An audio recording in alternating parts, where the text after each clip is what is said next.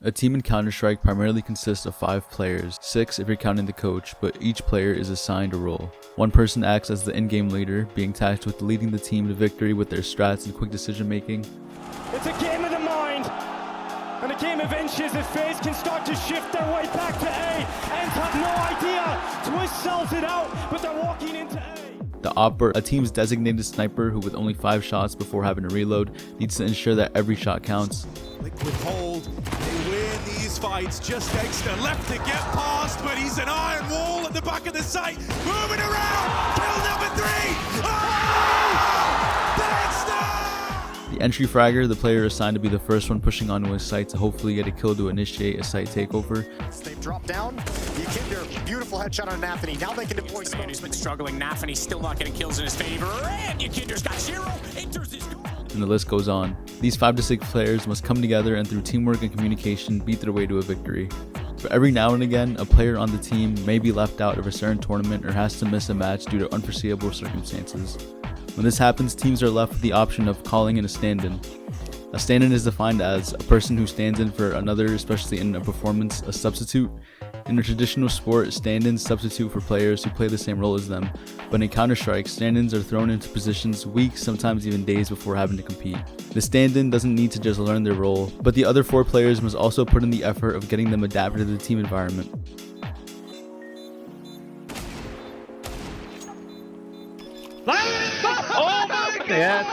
In this video, I would like to showcase the most impactful stand-ins throughout global offensive history. Back in 2016, Ninjas in Pajamas became the first team to win a Tier 1 level tournament with a stand-in. Swedish opera Michael was called in as stand-in for Pith, who was missing the tournament due to a hand injury. This tournament marked the return of Michael, who had played for the team previously from 2014 to 2015, with their highest placement as a team being second at the DreamHack Winter 2014 Major. We'd like a round of applause for these guys.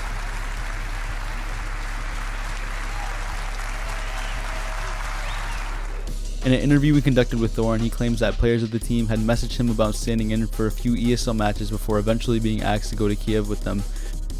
Freiburg brought, I think it was Freiburg, Get Right, and one more, Exist, I think. They were like spamming me on friends, like, do you want to play as a stand-in in these ESL games? And I was like, yeah, sure. And I played them, and then they asked me, do you want to go to Kiev? And I was like, yeah, sure, why not?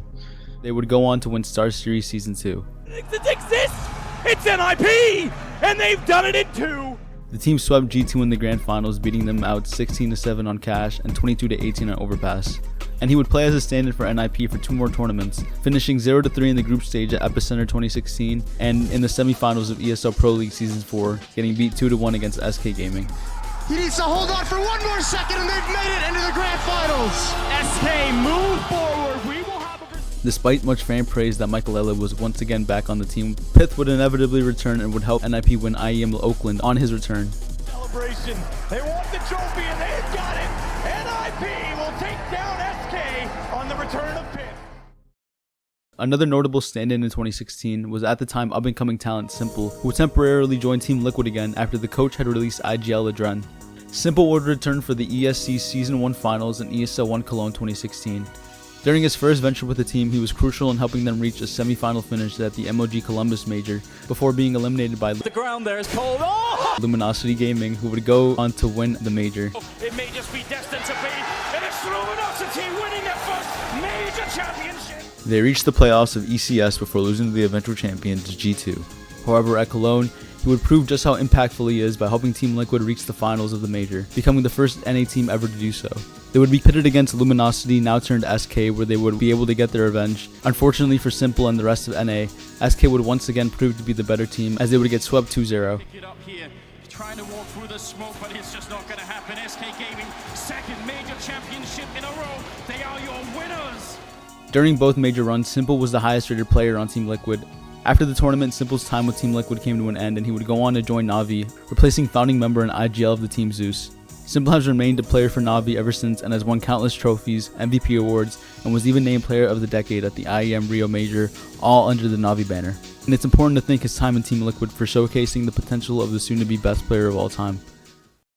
One tournament that has always left an impression on my mind due to the finalists was ESL 1 Belo Horizonte 2018. Going into the tournament, Olaf Meister was taking a break from competing, and in his spot originally was Brazilian player Horvi.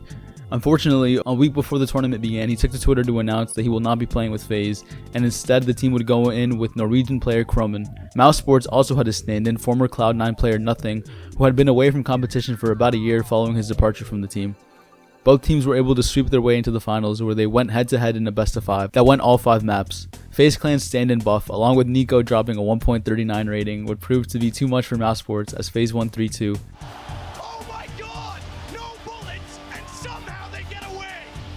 That's unbelievable. Kromen would end up placing among the top 8 players of the tournament, ending with the 1.18, and after this, Nothing went on to continue his Counter-Strike career as a talent. He now has more of a focus on streaming nowadays, as well as being a father. And as for Kromen, I wonder where he ended up. Another tournament I don't feel gets brought up a lot is CS Summit. While the tournament organizers beyond the summit unfortunately announced that they are shutting down operations, CS Summit was always a relaxing, laid-back event that always provided the viewers and players with a good time. I mean, it gave us the infamous taco story. 15-5 to VP.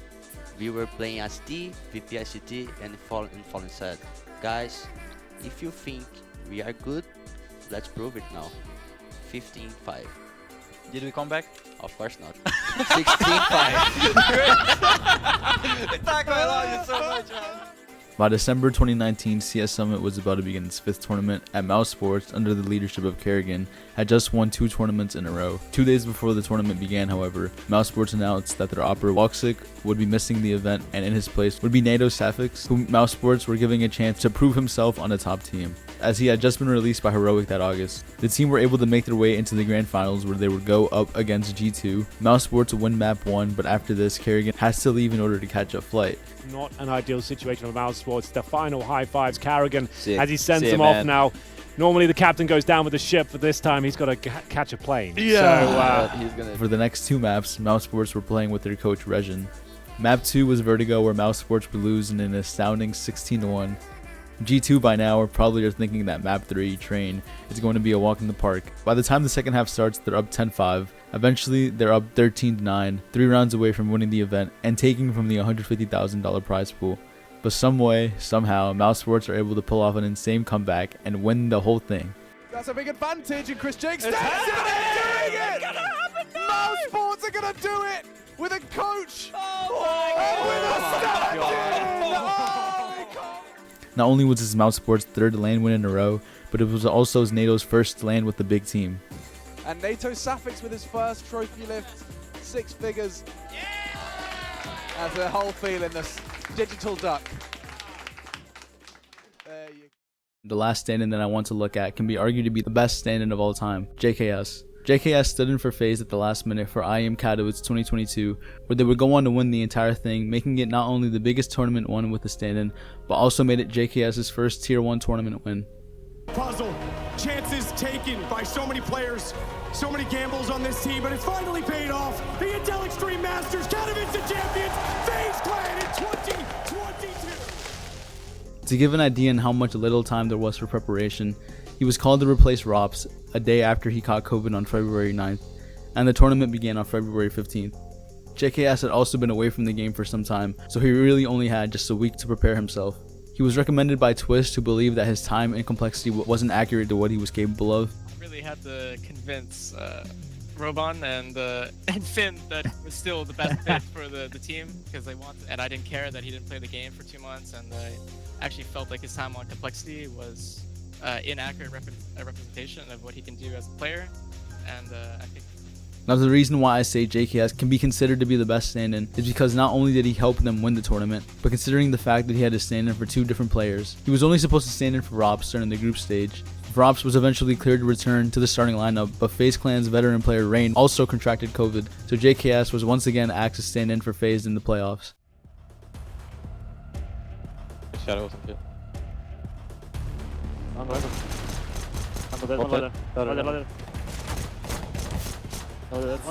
either. And look at JKS. Remember, they forgot this position. They forgot that he was here. Jax is looking for it. What does JKS need? Oh, there it is. Oh, there it is. Triple kill for JKS. Jumped in window. FaZe would make it to the finals, beating out Gambit and Heroic both in 2-0 fashion, and in the finals they met G2 Esports, where they would go on to beat them 3-0 in an intense best-of-5, with map 2 of the series reaching 58 rounds before JKS closed it out in a 1v2 against Alexi B and Monacy.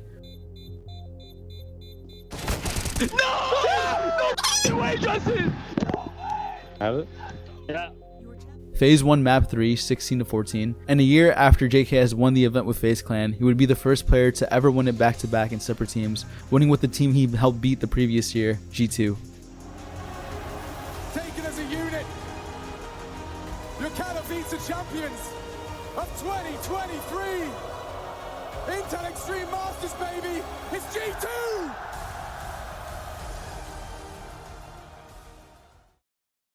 There are still countless other stand-ins that I can highlight in this video, such as former Virtus Pro player Snacks, helping ENCE reach second place at IEM Dallas, making it to the upper finals of the group stage, and then going on to beat Fury in the semis before losing to Cloud9. Fnatic, who just last year were able to pick up a LAN victory at least a Master SPU 2022, with the stand-in standing in for Crims, and more examples with FaZe and their ability to utilize stand-ins to their max potential. While the next major isn't until 2024, I would love to hear your thoughts on whether you think a team potentially winning a major with a stand-in could ever be possible. I think it would take another simple level player to potentially make it happen.